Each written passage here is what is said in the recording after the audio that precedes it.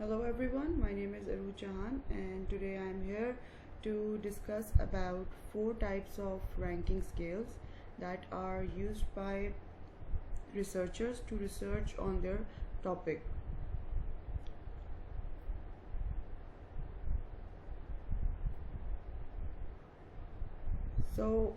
This is the table of content that we will be discussing in the next few slides.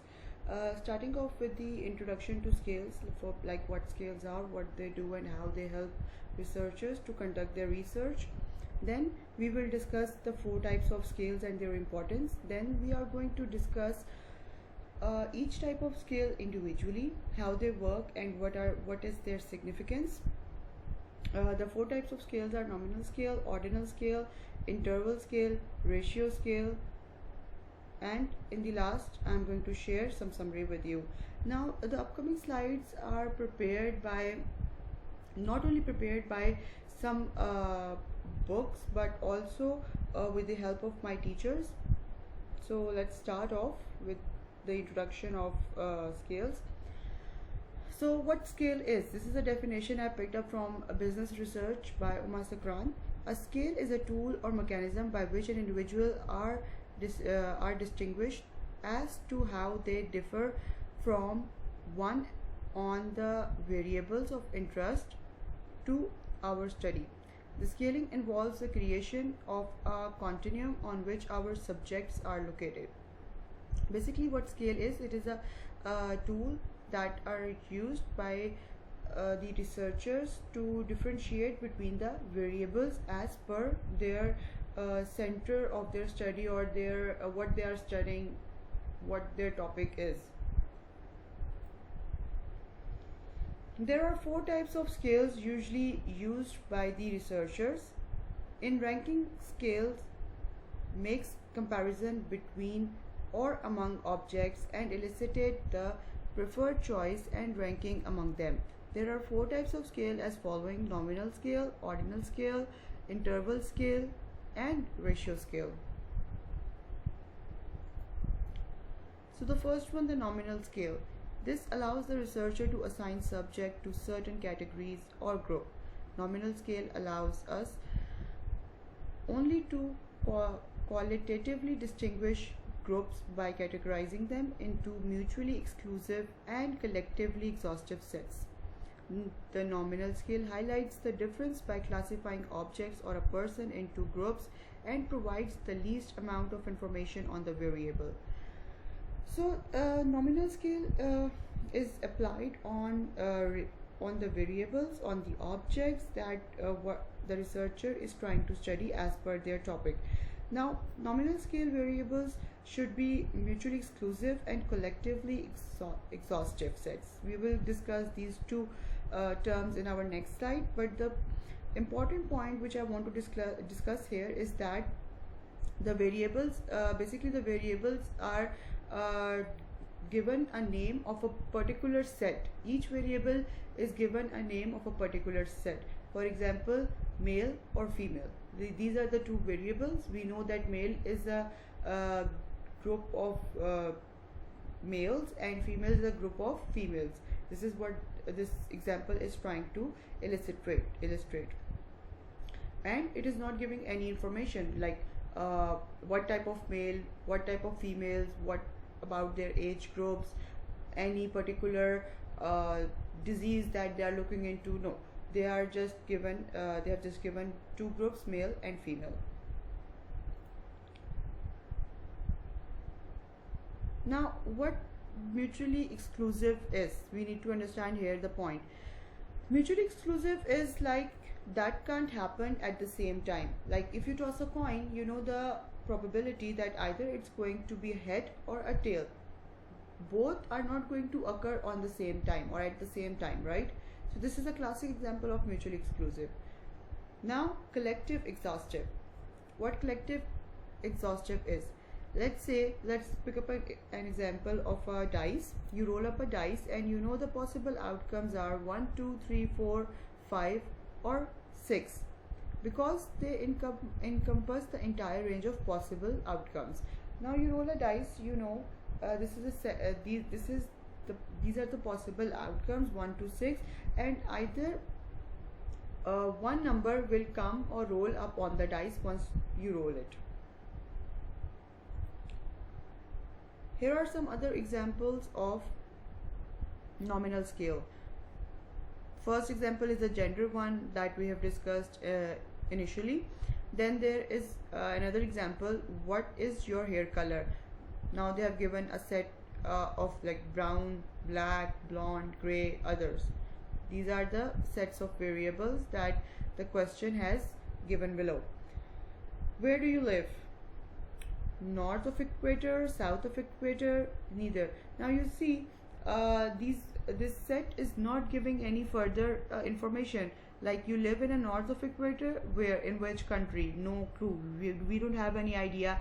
We don't have any particular or relevant information regarding the north of equator or the south of equator or International Space Station. So here are some examples of nominal scale. The next scale that we will be discussing is ordinal scale. An ordinal scale not only categorizes the variable in such a way as to denote difference among the various categories, it also ranks the categories in some meaningful way. With any variable for which the categories are to be ordered according to some preference, the ordinal scale would be used. The preference would be ranked, for example, the best to the worst, first to the last, and maybe numbered 1, 2, and so on. Now the ordinal scale is one step ahead of nominal scale. It is giving us a sequence. Of the variables that one should place. It can be from the best to the worst, first to the last, or maybe vice versa. So somehow it is giving a meaningful sequence or order to the variables. The ordinal scale helps the researcher to determine the percentage of respondents who considered interaction with others as most important, those who considered using a number of different skills as important, and so on. Ordinal scale provides more information than nominal scale.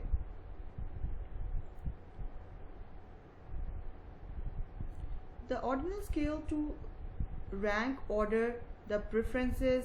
The interval scale allows us to compare difference between the objects. Interval scale is, we are going to discuss this in next slide, but it is what here it's telling is that the scales gives an order to the preferences, to the variables, and whereas the interval scale, it allows to compare the difference between the objects. The ordinal scale provides some additional information by ranking order the categories of the nominal scale. As we have discussed earlier, that it is a one step ahead of the nominal scales. It provides some meaningful order to the variables and provides some additional examples, some additional information. Now let's discuss this ordinal scale through examples for more clarification. This is the classic example. You see this question, these types of questions, especially in terms of the variables, once you go to a restaurant and they give you a feedback form.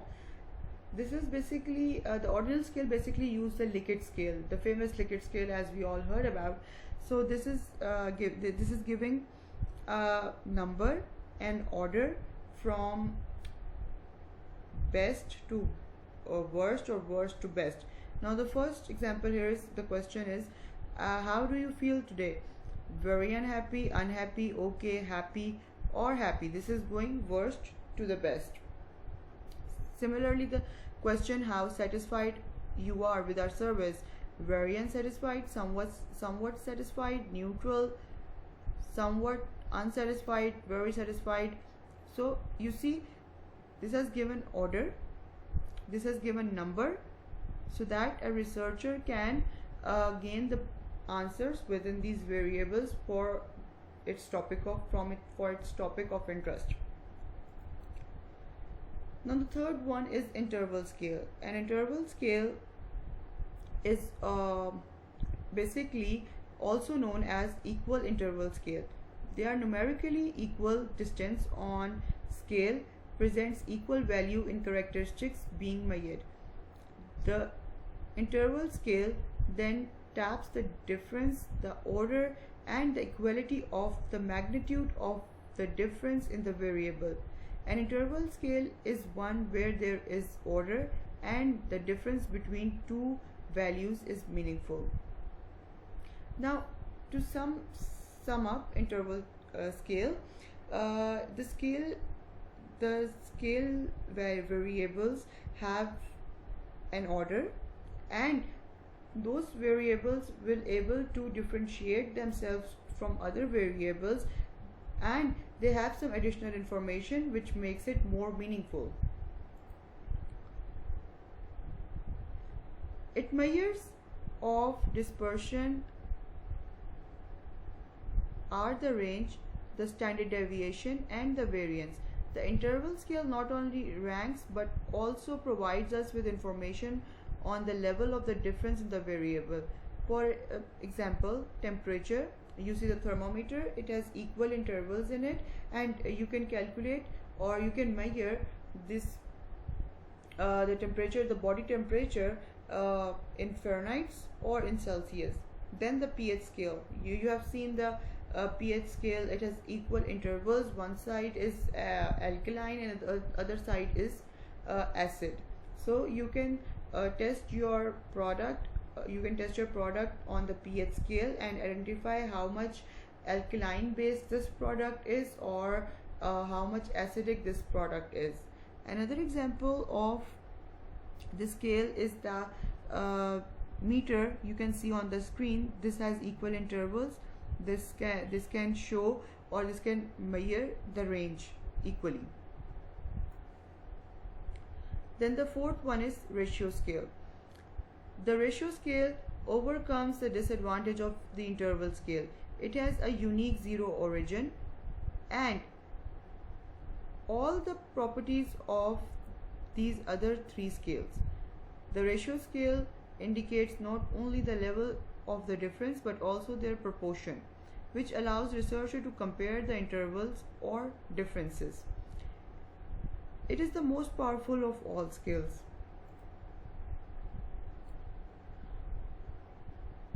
The ratio scale is quantitative in nature. The example that ratio scale, the examples of the ratio scale are enzyme activity, dose amount, reaction rate, flow rate, concentration, pulse, weight, length. You can see this scale, the height and the weight scale. This is the classic example of the ratio scales. In order to sum up this whole discussion, the reason researchers need scale is that, you see, when you go to a market, you can ask the shopkeeper to give you 1 dozen of egg. You know how easy it is to get eggs. You know the measuring unit, you know how much eggs you want, and you can tell the shopkeeper very easily. Similarly, if you go to market and you want to buy mangoes, you are going to say to the shopkeeper that give me 1 kg of mangoes. You are not going to use dozen, you're going to use liters.